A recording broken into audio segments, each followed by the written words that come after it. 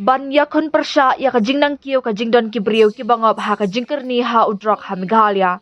Ka District Legal Services Authority DLSA West Giant Hills ha kajing atrelang bat ka NSS unit jong ka Thomas Jones Senior College ha ka arpan rio trig jeliyo. Kila penlong kajing elang ban rakhe ka International Day Against Drug Abuse and Illicit Trafficking. Ki Rio Shampang ki ba ajing hikai ki kentup ya ka Dr. J.N. Shulai na Commitment to do Community Social Welfare Association kakong B. Majau, Secretary jong ka DLSA, bat kakong Crescency W. Lingdo, Additional Superintendent of Police West Giant Hills District. Ka Dr. J.N. Shulai, kalapan pao baka jingpang drugs kasdang tang da kaba persyang banman, bat hadian pat, hapan syanya bat amla syuk ban light nakakenjeri udrok. Kakong B. Majau kalabatay kikendon an halor ka Narcotic Drugs and Psychotropic Substances NDPS Act 1985 kabaajing penshitom ya baro kibakayi bean ya udrok.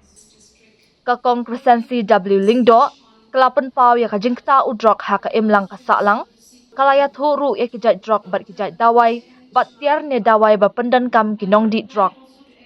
Ha kanika program kisamla puli jo ka NSS unit kila ay kajing penbernyaling ba kaskit kepala ay kerteng wat kata kan lam sa jingjan.